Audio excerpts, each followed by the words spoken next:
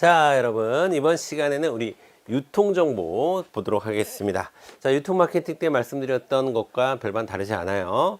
자, 그러니까 문제를 접근하는 데 필요한 자세, 문제를 분석하는 데 있어서의 자세 다 똑같습니다. 자, 한번 보도록 할게요. 자, 이게 아까 제가 말씀드린 문제입니다. 우리 유통 마케팅에서도 옴니채널 나왔었죠. 근데 유통정보에 또 나왔어요. 자, 그러니까 옴니채널이라는 개념만 알고 있어도 두 문제를 그냥 건질 수 있는 상황입니다. 정답은 당연히 뭘까요? 자, 이거죠. 온라인과 오프라인의 결합. 자, 읽어보도록 하겠습니다. 옴니채널은 워낙에 중요한 거기 때문에 한번 읽어볼게요. 소비자의 구매 패턴의 변화는 유통산업 구조의 변화를 가져와서 옴니채널에서 온라인 상거래의 범위를 오프라인으로 확장한 서비스를 제공하는 O2O 방식의 사업 모델이 활발히 적용되고 있다. 이런 걸 뭐라 한다? 옴니채널이라고 한다. 되셨죠? 자, 그 다음에 72번 바로 넘어갑니다. 자, 포스 시스템은 우리 유통정보 과목에서 빠지지 않고 출제되는 빈출 주제가 되겠습니다. 그래서 포스 시스템은 여러분들 잘 정리를 하셔야 되고 보도록 할게요. 자, 1번 보도록 하겠습니다.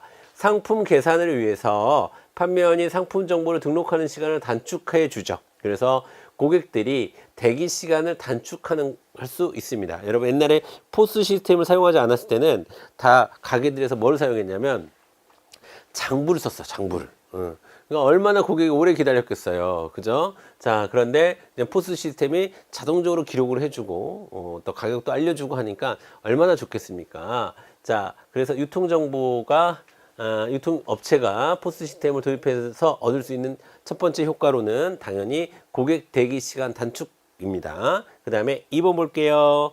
자, 판매원이 수작업에 의한 입력 누락, 반복 입력 등과 같은 입력 오류가 감소되죠.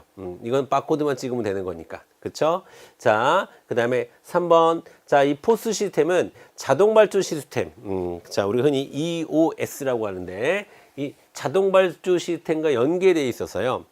자, 뭐 예를 들면 10개라고 딱 포스 시스템을 해놓잖아요. 그러면 9개가 됐을 때 자동으로 주문을 해버립니다. 8개가 됐을 때 자동으로 주문을 해버려요. 그래서 주문 관리, 재고 관리, 판매 관리의 정보를 통한 경영활동 효율화에도 혁혁한 공을 세우고 있는 것이 바로 포스 시스템이라 할 수 있습니다. 되셨죠? 4번 볼게요. 신속한 고객 정보의 수집과 관리를 통해서 합리적인 판촉 전략 수립 및 고객 만족도 개선에도 역시나 포스 시스템은 기여를 하고 있습니다. 하지만 5번 경쟁 유통업체의 제품 구성 및 판매 동향 분석을 통한 경쟁 정제고 여기까지 어떻게 합니까? 포스 시스템은 우리 가게에서 우리 매장에서 어떤 게 팔렸고 이런 거에 대한 정보는 이제 포스 시스템을 통해서 우리가 얻을 수 있지만 남의 집 경쟁업체 거를 우리가 어떻게 알겠어요? 그쵸? 자, 그거는 포스 시스템이 가져다 주는 효과라고 볼 수 없는 거죠. 자, 그래서 정답은 5번이 틀렸습니다. 자, 중요한 거는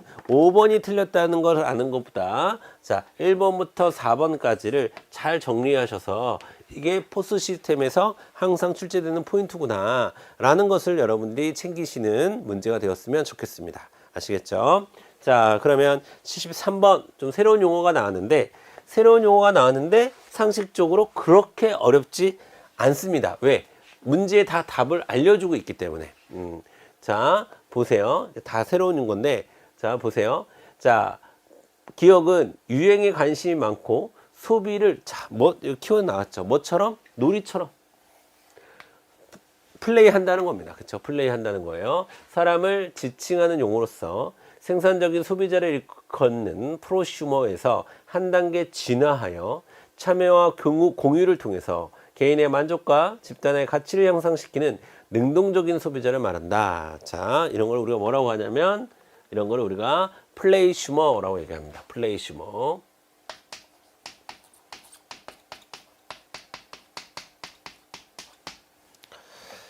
자, 그 다음에 자, 필립 코틀러의 사회구조가 복잡해지고 물질적으로 풍요로워질수록 소비자는 재미를 추구한다는 주장을 반영한 소비 형태라고 볼 수 있습니다. 뭐가요? 플레이슈머가요.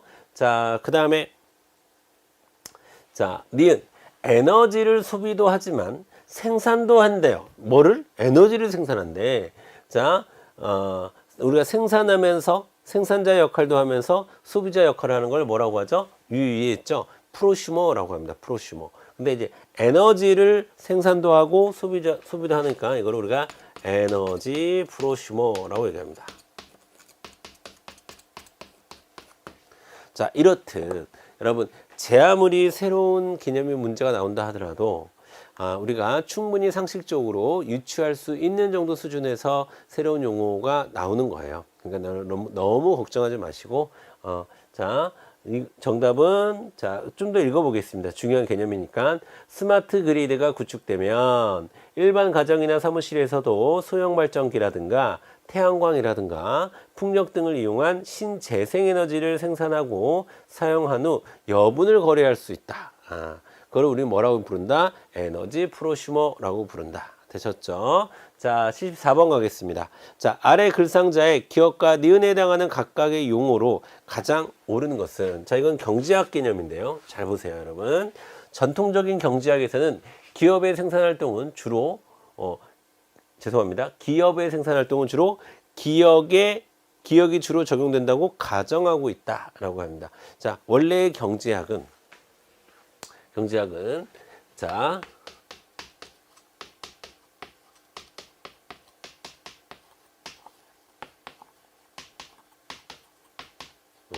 수학 체감의 법칙이 적용된다고 이야기합니다. 수학 체감의 법칙은 생산량이 많아지면 많아질수록 한계 생산, 즉 하나를 더 생산해내는 힘은 점점 줄어든다라고 봅니다. 그게 이제 원래의 경제학입니다.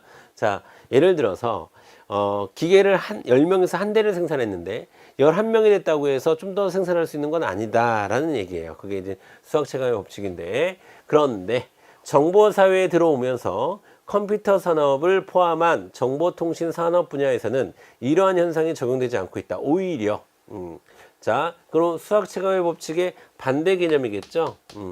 자, 수학 체감의 개념의 반대 개념일 것입니다. 브라이언 아서 교수는 농업이나 자연자원을 많이 소모하는 대량 생산 체제에서는 수학 체감의 법칙이 적용이 됐지만, 지배되고 있었지만, 첨단 기술의 개발과 지식 중심의 생산 체제에서는 반대로, 자, 수학을 많이 하면 할수록, 즉 생산을 많이 하면 할수록 오히려 체증하는, 여러분 체자는 점점점이라는 뜻이에요. 점점점 감소한다, 점점점 증가한다. 점점점 증가하는 수학 체증의 법칙이 지배한다고 주장을 합니다. 여러분 생각을 한번 해보세요. 우리 정보산업 같은 경우에는 자, 양이 많아지면 많아질수록 새로운 데이터를 형성할 수도 있고, 그 새로운 데이터가 또 다른 정보를 만들어낼 수도 있고, 막 이게 급증하잖아요. 기하급수적으로 증가를 하잖아요. 그래서 수학 체증이라고 얘기를 하는 거예요. 아시겠죠? 자, 근데 과거 산업사회라든가 농경사회라든가 그런 데서는 그게 불가능하죠. 생산되는 것은 한계가 있으니까요. 그쵸? 주로 자연자원을 활용하는 시절이었으니까요. 그러니까 정답은 여러분 4번으로 가주시면 되겠습니다. 되셨죠? 어렵지 않은 문제였습니다. 자, 그 다음에 EDI. 자, EDI는 전자 데이터 교환이라는 뜻이에요. 전자 데이터 교환. 자, EDI 시스템은 에 대한 설명을 옳지 않은 것. 자, 1번.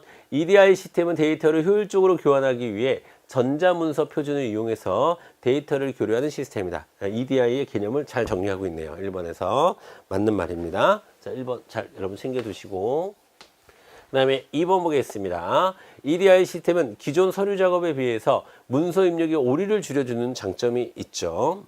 자, 그 다음에 EDI 시스템은 국제 표준이 아닌 기업 간 상호 협의에 의해 만들어진 규칙을 따른다. 아닙니다. 국제 표준이니까 요게 틀렸어요. 요게. 국제 표준이 아닌. 아시겠죠? 국제 표준에 맞게끔 EDI 문서가 만들어지는 거예요. 함부로 뭐 문서 형식 데이터 교환 형식을 만들 수는 없는 겁니다. 그쵸? 그러면 약속이 다 깨지게 돼 있잖아요. 그쵸? 그래서 형식화 시킨 겁니다. 표준화 시킨 거예요. 정답은 3번이 되겠습니다. 3번. 자, 4번. EDI 시스템은 종이 문서 없는 업무 환경을 구현해주는 장점이 있죠. 그래서 환경에도 좀 도움이 된다라고 평가받고 있습니다. EDI 시스템은 응용 프로그램, 네트워크 소프트웨어, 변환 소프트웨어 등으로 구성이 된다. 오케이. 됐습니다. 자, 이 나머지를 여러분 3번은 됐고요. 3번은 거꾸로 정리하시고 나머지는 EDI 시스템의 주요한 장점, 기능을 얘기하는 거구나. 이렇게 해서 다시 한번 문제를 정리해 주시길 바라겠습니다. 자, 76번 QR코드 나왔어요. 자, QR코드도 역시나 계속해서 나오는 포스 시스템 정도 수준으로 계속해서 출제되는 빈출 포인트가 되겠습니다. 꼭 정리를 해주시고요. 자, QR코드의 장점 보도록 하겠습니다.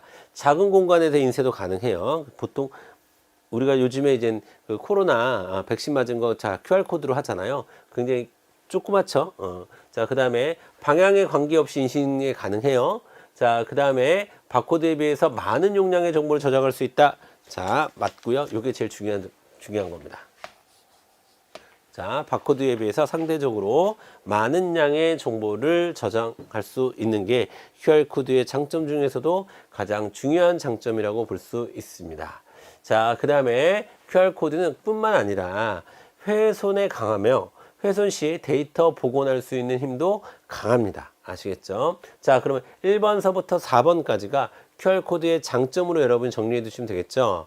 5번 가겠습니다. 문자나 그림 등의 이미지가 중첩된 경우에는 인식률이 높지 않다라는 단점이 있어요. 이건 단점으로 정리하시면 되겠고 정답은 5번으로 되겠습니다. 5번.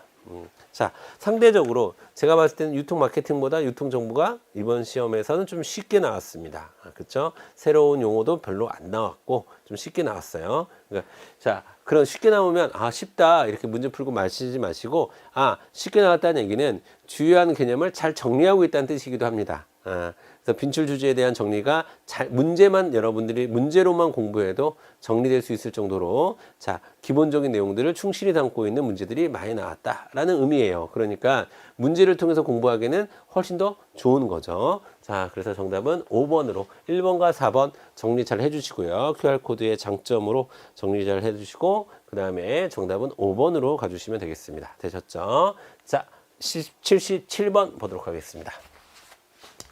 자, 아래 글상자에서 설명하는 용어. 이건 우리 상식에 가까워, 상식. 그리고 여러분이 뭐 인스타그램이나 뭐 페이스북이나 SNS를 조금이라도 하시는 분들이라면 이 문제를 틀릴 수는 없는 거죠. 자, 끌어모음이라는 뜻과 꼬리표라는 의미의 합성어예요.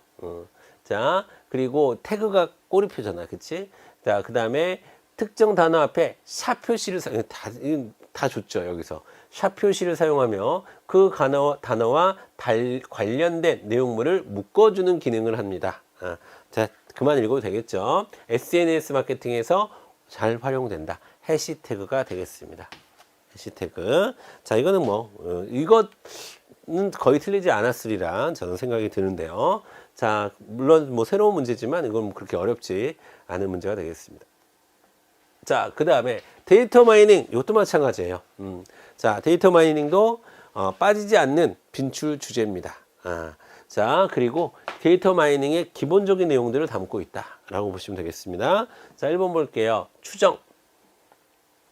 자, 연속형이나 수치형으로 그 결과를 규정, 알려지지 않은 변수의 값들을 추측하여 결정하는 기법을 추정이라고 합니다. 자, 추정이라고 하는 것은 내가 얻은 결론을 가지고 진짜 결론으로 추측한다, 예측한다 이런 뜻이에요. 자, 추정. 그 다음에 분류 보도록 하겠습니다. 분류. 범주형 자료이거나 이산형 자료일 때는 주로 사용하며 이미 정의된 집단으로 구분하여 분석하는 기법을 분류라고 하는 겁니다. 분류. 여러분 참고로 범주형 자료나 이산형 자료라는 것은 뭐냐면 연속되지 않은 자료를 얘기하는 거예요. 지금 그래서 반대말은 연속형 자료가 되겠습니다. 연속형 자료. 자, 여러분, 색깔, 국적 아까 국적. 국적, 미국, 중국, 러시아, 일본, 우리는 대한민국 이런 것들은 서로 섞일 수가 없잖아요. 서로 연속되어 있는 게 없잖아요. 그런데 키 한번 해봐. 키는 170cm하고 171cm하고 무수히 많은 수가 있습니다. 170.1, 1111111 12 엄청 많은 숫자가 있죠. 이런 자료를 우리가 연속형 자료라고 하는 거고, 아까 제가 이야기했던 국가, 연령, 연령은 이어져 있을 수 있겠네요. 연령대, 성별, 이런 것들을 우리가 범주형 자료 또는 이산형 자료라고 부르는 거예요. 자, 그럴 때는 분류가 가능하다. 데이터 마이닝 기법을 통해서. 3번, 군집화. 틀렸네요. 그쵸? 자, 보세요, 여러분. 기존에 정의된 집단을 기준으로 구분하고 이와 유사한 자료를 모으고 분석하는 기법을 우리가 연관 기법이라고 얘기해요. 군집화가 아니라 연관. 자, 3번이 틀렸습니다. 여러분, 군집화라고 하는 것은 몇 개의 군집으로 묶는 거예요. 묶는 것을 군집화라고 하는 거고, 자, 이와 유사한 자료를 모으는 거, 이런 건 연관된 자료를 모으는 거, 자, 연관이라고 얘기합니다. 연관. 자, 그 다음에 유사통합. 자, 데이터로부터 규칙을 만들어내는 것으로 어떠한 것들이 함께 발생하는지에 대한 결정하는 기법을 얘기하는 거고요. 미래의 행동이나 미래의 추정치의 예측에 따라 구분되는 것으로 분류나 추정과 유사한 기법을 우리가 예측이라고 얘기합니다. 그래서 자, 추정, 분류, 연관, 유사통합, 예측 잘 정리하시고, 추가적으로 군집화라는 것은 몇 개의 군집, 몇 개의 집단으로 묶는 것. 자, 묶는다라는 표현이 꼭 나와야 돼. 군집화는 묶는다. 아시겠죠? 자, 이렇게 해서 총 6개의 개념을 잘 정리해 주시길 바라겠습니다. 되셨죠? 79번 갑니다.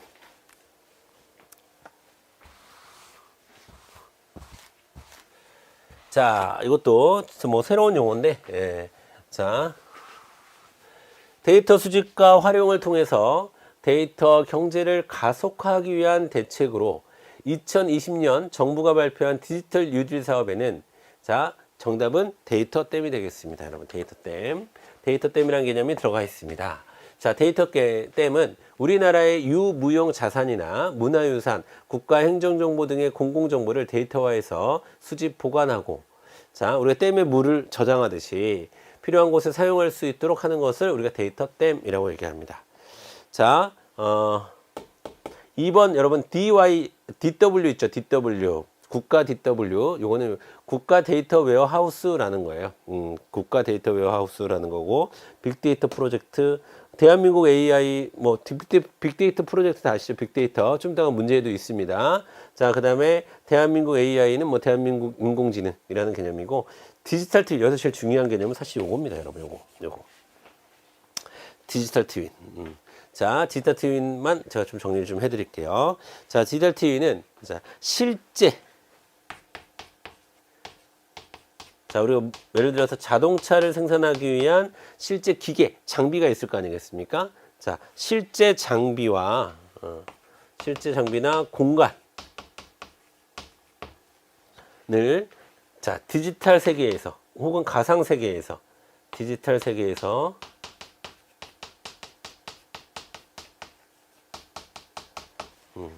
자, 쌍둥이처럼, 그래서 트윈이라고 하는 거, 쌍둥이처럼 그대로 구현해내는 것을 우리가 디지털 트윈이라고 얘기를 하는 거예요. 자, 그래서 요거를 여러분 이렇게도 부릅니다. 설비 자산의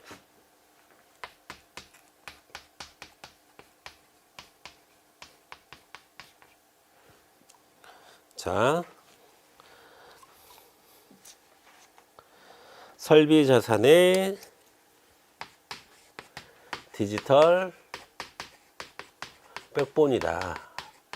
우리가 백업 파일 같은 거 만들어 놓는 것처럼, 자, 이거는 실제 현실이에요.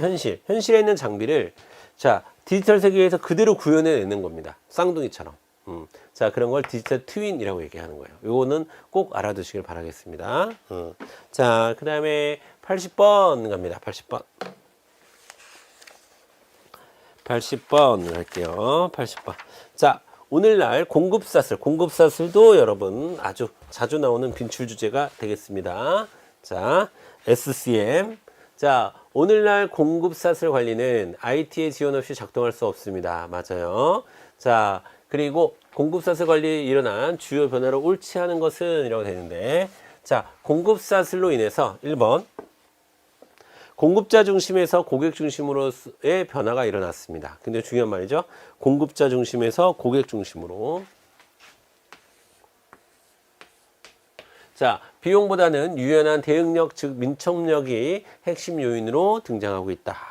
2번, 풀 관행에서 푸시 관행으로 변화가 있다. 그래서 생산 풀로부터 소비자 주문 또는 구매를 근거로 하는 푸시 관행으로 이동했다라고 했는데 틀렸죠, 여러분. 이렇게 돼야 되죠, 이렇게.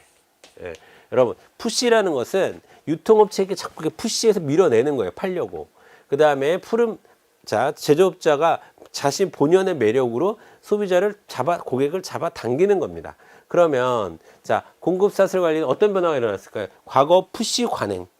그냥 밀어내면 팔리겠지. 라고 생각을 했던 그 관행을 다시 매력을 갖추고 끌어들이는 방식으로 변화가 일어났다. 이렇게 얘기해야 되죠. 그러니까 푸시 관행에서 풀 관행으로 변화가 일어났다. 이렇게 얘기해야 되지. 틀렸어요. 거꾸로 돼야 됩니다. 아시겠죠? 자, 그 다음에 재고에서 정보로 실질 수요에 대한 더 나은 가시성의 확보가 중요하고요. 운송과 창고 관리에서 엔드-투-엔드 파이프 라인 관리가 강조되고 있습니다. 그 가시성과 시간 단축이 중요해졌고요. 기능에서 프로세스로 급변하는 환경에 다기능적이고 시장 지향적인 프로세스가 초점이 되었습니다. 예, 나머지는 다 맞는 말이니까 여러분 2번만 반대로 기억하시고 나머지는 그대로 정리를 하시면 되겠습니다. 뭘로요? 공급 사슬 관리가 가져다준 변화로 여러분 정리를 해주시면 되겠고요. 그 다음에 국가종합 전자조달 사이트인 나라장터. 나라장터를 전자상거래 거래 주체별 모델로 구분하였을 때 가장 옳은 것은 이라고 되어 있습니다. 자, B2B는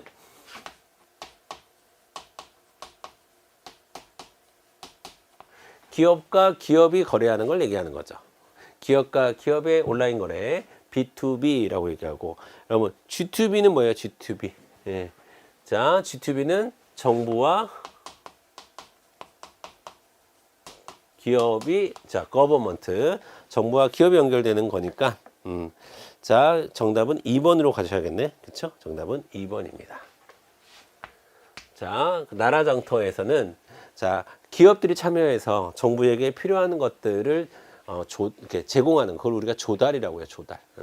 자, 그 다음에 G4C. G4C는 여러분 전자민원 얘기하는 거예요. 여기 C는 고객을 얘기하는 거고, 전자민원 시스템을 얘기하는 거고요. 자, B2C는 기업과 고객. 자, 고객과 고객을 C2C라고 얘기하는. C2C는 최근에 유행하고 있는 당근마켓 같은, 그쵸? 모델 같은 거 있죠? 그런 게 이제 C2C라고 볼 수가 있겠죠. 그쵸? 중고거래 사이트 같은 거. 자, 좋아요. 자, 그런데 정부 조달은 뭐다? 조달은 여러분 개인에게 하는 게 아니에요. 고객에게 하는 게 아닙니다.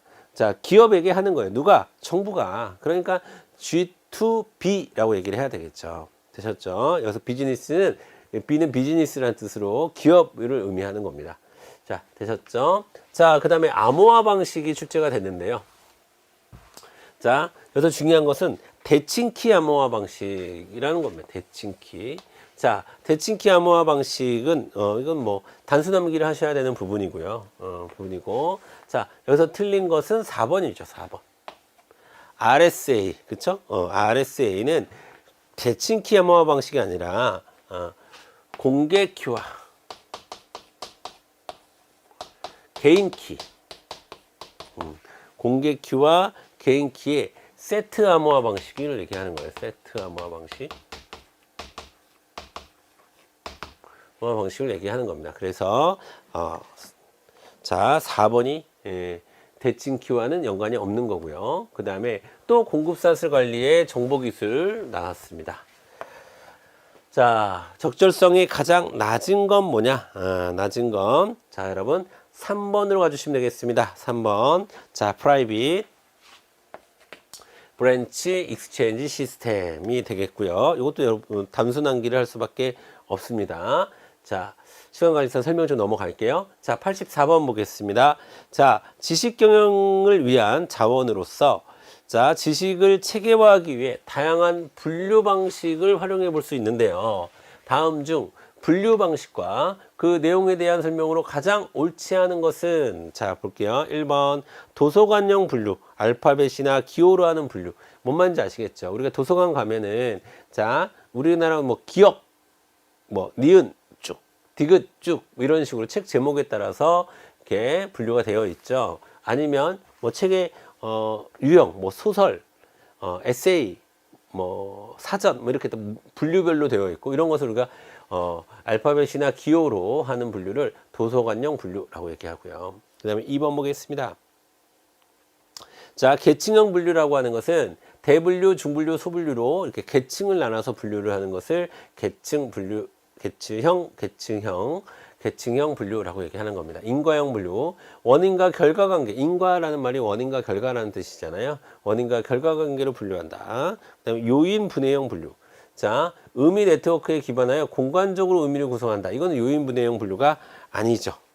자, 공간적으로 의미를 구성하는 거고, 요인 분해형 요인은 어떠한 요인에 의한 것이냐라고 해가지고 따로 정리를 하는 것을 우리가 요인 분해형 분류라고 얘기를 하는 겁니다. 그래서 설명상 여러분 4번이 틀렸네요. 그렇죠? 4번이 틀렸습니다. 자, 시기열이란 말은 시간의 흐름이란 뜻이에요. 시간의 흐름. 자, 시간의 흐름에 따라서 과거, 현재, 미래의 사상의 변화를 기술해 놓는 것을 우리가 시계열적 분류라고 볼 수 있습니다.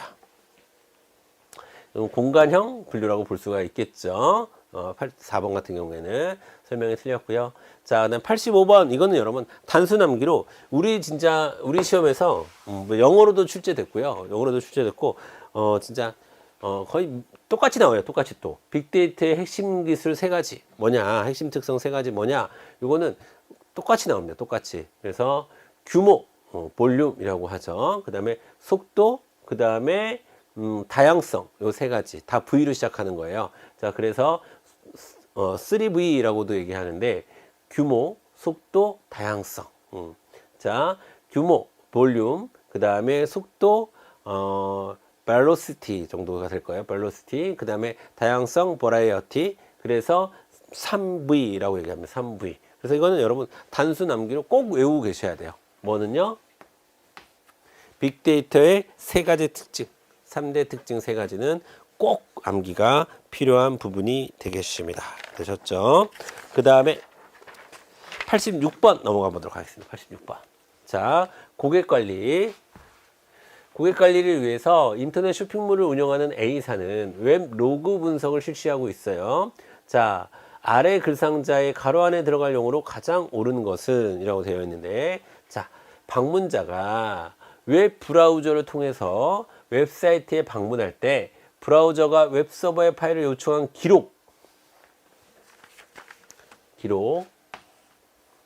기록을 시간과 IP 등의 정보와 함께 남기는데 이것을 뭐뭐라고 합니다. 이 로그는 웹사이트의 트래픽에 대한 가장 기초적인 정보를 제공하며 서버로부터 브라우저의 파일이 전송된 기록이므로 트랜스퍼 로그라고도 한다라는 겁니다. 자, 이건 뭐냐면, 자, 로그는 기록입니다. 기록인데 여기서 지금 이야기하는 것은 방문이 핵심이에요. 방문. 그러니까 접근에 대한 기록을 남기는 겁니다. 접근. 그래서 정답은 액세스 로그라고 할 수 있습니다. 액세스 로그. 자, 얼마나 접근을 했는가를 보는 그 기록을 우리가 액세스 로그라고 얘기를 해요. 다른 말로 트랜스퍼 로그라고도 얘기를 하고요. 자, 87번 가겠습니다. 자, 87번. 유통업체의 관리 문제를 해결하기 위해서 활용되는 의사결정 지원 시스템 중에서 수학적 모형을 작성해서 그 해는 답을 얘기하는 거예요. 그 답을 구함으로써 최적의 의사결정을 도모하는 수리기획법에 의로 가장 옳지 않은 것은 뭐냐면 시뮬레이션이 되겠습니다. 시뮬레이션. 여러분, 나머지는 다 수학적인 개념이에요. 수학적 개념. 수학적 개념인데, 시뮬레이션이라고 하는 것은 직접 한번 해보는 걸 의미하는 거잖아요. 한번 시범 사업을 우리가 시뮬레이션이라고 시범을 시뮬레이션이라고 얘기하는데, 그거는 수학이랑 관련이 없죠. 수학이랑 관련이 없으나 목표계획법도 역시나 목표를 어느 정도로 했고 몇 퍼센트 확률로서 목표를 도달했는가 이런 것들을 보는 거니까 이것도 다 수학적인 거고 선형계획법도 마찬가지고 그 다음에 정수계획법 그 다음에 비선형계획법 모두 수학적인 접근입니다. 즉 수리계획법의 사례로 볼 수 있는 거죠. 그래서 나머지를 다 수리로 묶어주시고 시뮬레이션은 그것에 해당하지 않는다. 이렇게 여러분이 정리를 해주시면 되겠습니다. 자, 88번 갈게요. 자, 파일 처리 시스템과 비교해서 데이터베이스 시스템의 특징을 설명한 것으로 가장 옳지 않은 것은 이런 거 찾는 거예요. 뭐의 특징? 자, 데이터베이스 시스템의 특징. 자, 1번 보겠습니다. 특정 응용 프로그램을 활용해서 개별 데이터를 생성하고 저장함으로 데이터를 독립적으로 관리할 수 있다. 자, 다시 특정 응용 프로그램을 활용해서 개별 데이터를 만들고 저장함으로 데이터를 독립적으로 관리할 수 있다라고 하는 것은 데이터베이스 시스템과는 무관합니다. 데이터베이스 시스템은 독립적인 관리를 하는 게 아니에요. 독립적인 관리를 하는 것이 아니라 모아서 한꺼번에 관리를 하는 것을 데이터베이스 시스템이라고 얘기를 하는 거예요. 자, 2번 보겠습니다. 조직 내 데이터의 공유를 통해서, 그쵸, 공유하기 위해서 이거 만드는 거예요. 공유하기 위해서. 자, 그래서 조직 내 데이터의 공유를 통해서 정보 자원의 효율적 활용이 가능하다. 맞습니다. 2번 보겠습니다. 데이터베이스에 접근하기 위해서 인증을 거쳐야 하기에 불법적인 접근을 차단하는 그런 기능도 합니다. 즉 보안 관리의 기능도 하는 것이죠. 뭐가요? 데이터베이스 시스템이요. 자, 그 다음에 4번 보겠습니다. 프로그램에 대한 데이터의 의존성이 감소하게 됨으로써 데이터의 형식이나 필드의 위치가 변화해도 응용 프로그램을 새로 작성할 필요가 없이 다 모아져 있는 상태가 되는 겁니다. 아시겠죠? 아시겠죠? 자, 데이터 형식이나 필드의 위치가 변화해도 응용 프로그램을 이용하면 금방 찾을 수가 있는 거예요. 검색이 가능한 거고 다시 조합이 가능한 겁니다. 왜? 모아져 있기 때문에. 자, 표준화된 데이터의 질이요. 자, 우리가 쿼리라고도 얘기하는데 SQL을 이용하여 필요한 데이터를 쉽게 접근하고 그죠? 검색이 가능하다는 얘기예요. 검색이. 자, 정보를 생성할 수 있다. 맞습니다. 왜? 통합적으로 모아져 있는 상태가 되어 있기 때문에. 예, 그래서 우리가 요것들을 2번, 3번, 4번, 5번이 데이터베이스 시스템의 특징으로 정리를 하시면 좋겠고, 데이터베이스의 특징, 데이터베이스 시스템은 시험에 잘 나옵니다. 시험에 잘 나와요. 이것도 요 문제를 통해서 여러분들이 잘 정리를 해 주시길 바라겠습니다. 되셨죠? 그 다음에 89번 할게요. 자, 이거는 좀 상식에 가까운 문제입니다. 아주 쉬운 문제죠. 자, 디지털 시대의 경영 환경의 특징으로 가장 옳지 않은 것은 1번, 무형의 자산보다 유형의 자산이 중시된다라고 했는데 1번부터 틀렸네요. 거꾸로 가야 되죠. 최근에는 즉 디지털 시대가 옴으로써 과거에는 자산, 그러니까 눈에 보이는 자산들이 있잖아요. 만약에 뭐 학원이라면 칠판, 뭐 이런 것, 교탁, 뭐 이런 것들이 자산입니다. 눈에 보이는 유형의 자산이죠. 그런데 최근에 와서는 유형의 자산보다 지식, 정보, 이런 무형의 자산, 형태를 가늠할 수는 없지만 이런 무형의 자산이 사람들에 대한 뭐 인지도, 고객과의 관계 이런 거 눈에 보여요? 보이지 않죠. 그렇죠? 이런 것들의 자산이 훨씬 더 중시되고 있습니다. 디지털 시대가 옴으로써. 그러니까 1번은 틀렸고요. 아시겠죠? 자, 89번 같은 문제를 틀리면 안 돼요. 89번 같은 문제는 뭐 처음 보는데 뭐 생소한데 생소할 수 있습니다. 상식에 기초한 문제는 언제나 생소할 수 있어요. 다만 우리가 시험장에서 우리가 아는 것만 쏟아내는 것이 아니라 한 번 정도 생각을 해보고 또 한번 따져보기만 해도 금방 알 수 있는 문제들이 이런 문제들입니다. 그러니까 이런 문제들은 절대 포기하지 마시고 자 정리하시고, 그 다음에 2번 보겠습니다. 지식상품이 부상하고 개인의 창의력이 중시된다. 네, 맞아요. 디지털 시대의 특징으로서 창의력 중시 맞습니다. 그 다음에 3번, 정보의 전달 속도가 엄청 빨라졌잖아요. 그래서 우리가 아까 빅데이터의 특징에서도 규모, 그쵸? 속도, 다양성, 데이터의 규모가 엄청 커졌고 속도도 엄청 빨라졌고 종류도 엄청 많아졌다 라는 거 에서 볼 수 있듯이 정보 전달 속도가 엄청나게 빨라졌습니다. 그래서 제품의 수명 주기가 단축될 수밖에 없어요. 왜냐하면 많은 정보가 공유가 빨리 되다 보니까 사람들이 금방금방 질리고 금방금방 유행은 사라지고, 그러니까 한번 옛날에는 인터넷이라고 하는 매체가 없었을 때는 제품이 한번 등장하면 그것을 사용해 봐야 되고 입소문도 나야 되고 이런 방식을 통한 마케팅만 있었는데, 이젠 디지털 방식의 마케팅이 있다 보니까 제품이 빨리빨리 디자인이 진짜 몇 달만 지나도 금방 촌스러운 게 돼버리고 이렇게 흐름이 빨라집니다. 그래서 제품을 한번 만들면 그렇게 예전처럼 많이 생산할 수도 없어요. 아시겠죠? 4번 보겠습니다. 자, 기술 발전 속도가 빠를 뿐 아니라 사업 범위가 글로벌화되어 경쟁이 심화된다. 자, 여러분 뭐 기술 발전 속도가 빠르다는 건 이해하시겠고, 그 다음에 사업 범위가 글로벌화됐다는 것은, 자, 이제 우리나라 기업은 우리나라에 있는 다른 기업과 경쟁하는 것이 아니라 해당 비슷한 상품을 만드는 미국의 기업과 중국의 기업과 일본의 기업과 유럽의 어떤 나라와의 기업과 경쟁을 하다 보니까 글로벌화 됐다는 것은 시장이 넓어졌다는 의미이기도 하지만, 자, 경쟁자가 더 많아졌다는 것입니다. 자, 이제 소비자 입장으로 돌아와 볼게요. 소비자 입장으로 한번 보겠습니다. 우리 소비자 입장으로서도 내가 우리나라 사람이니까 우리나라 제품만 쓰겠다 이런 인식은 거의 없어졌습니다. 그렇기 때문에 우리가 또 그 해외 직구도 할 수가 있고요. 그러니까 세계 여러 나라와의 상품과 경쟁해서 비교 분석해가지고 좋은 걸 산단 말입니다. 아시겠죠? 자, 그렇기 때문에 그만큼 글로벌화 됐다는 것은 시장이 넓어졌다는 의미뿐만 아니라 경쟁이 심해졌다라는 것을 의미하기도 한다. 아시겠죠? 그 다음에 5번 보겠습니다. 기업 간 경쟁이 심화되어 예측이 어려워짐으로써 복잡계 시스템으로서 경영이 요구된다. 자, 그럼 복잡계 시스템이라고 하는 건 뭐냐면요.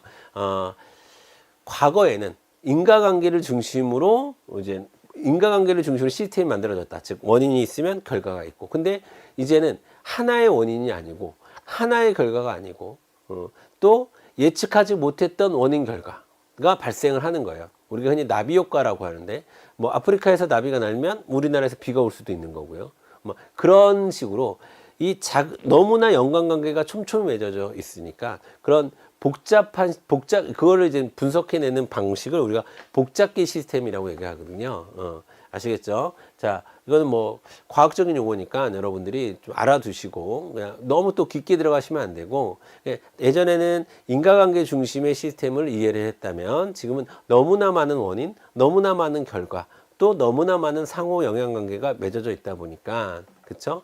코로나만 보더라도요, 여러분 전 세계가 얼마나 복잡하게 연결되어 있는지. 자, 우리나라만 조심한다고 해서 될 문제는 아니잖아요, 사실은. 그쵸? 환경 문제만 생각해도 그렇죠. 기후변화 같은 거 생각해도 그렇죠. 굉장히 복잡한 원인이 존재하고 또 예상치 못한 결과들이 발생하는 거기 때문에 그런 것들을 분석하는 것을 복잡계 시스템이라고 하고, 당연히 우리 경영 파트에서도 경영 환경에도 영향을 미치고 있죠.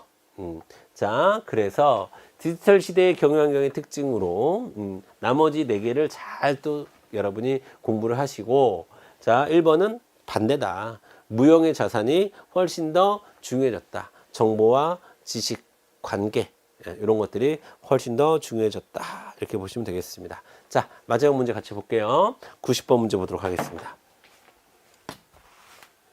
자, 전자금융거래 시 간편결제를 위한 QR코드 결제 표준에 대한 내용으로 가장 옳지 않은 것은 이라고 되어 있는데, 자, 1번 보겠습니다.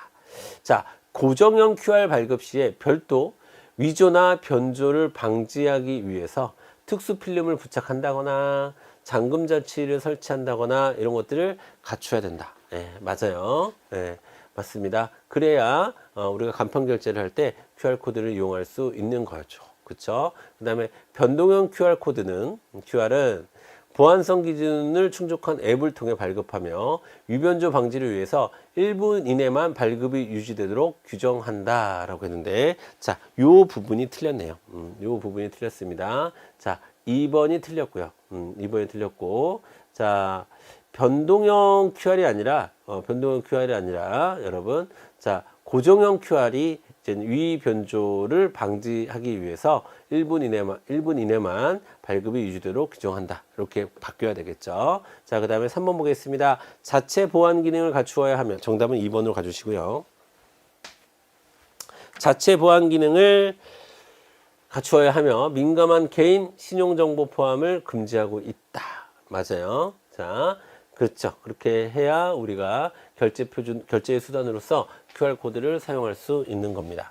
자, 전자금융 거래 시 간편 결제 받고, 그 다음에 4번 고정형 QR은 소상공인 등이 QR코드를 발급 출력해서 가맹점에 붙여두고요. 소비자가 모바일 웹으로 QR코드를 스캔해서 결제 처리하는 방식을 말하는 거고요. 가맹점주는 가맹점 탈퇴, 폐업 즉시 QR코드를 빨리 파기를 해야 되고요. 가맹점 관리자에게 신고를 하는 것이 맞습니다. 그렇죠? 맞고, 자, 됐습니다. 이 정도 보시면 되겠고요. 자, 이렇게 해서 우리가 지금 또 유통정보 관련한 파트를 봤는데, 제가 여러분들에게 오늘, 유통 마케팅 설명을 드리기 전에 한 4가지 정도의 특징으로 여러분은 분석을 좀 해드렸습니다. 그러면서 앞으로 우리가 어떻게 해야 되느냐라고 하는 것에 대해서 제가 뭐라고 말씀을 드렸냐면, 여러분들한테 중요한 건 계속 중요하다. 일단 그것부터 챙겨야 되지, 새로운 것에 자꾸 초점을 맞추면 안 된다라는 말씀을 드렸습니다. 한번 제가 사례를 보여드릴게요. 이것도 옴니채널도 계속해서 출제됐던 빈출 포인트고요. 71번도.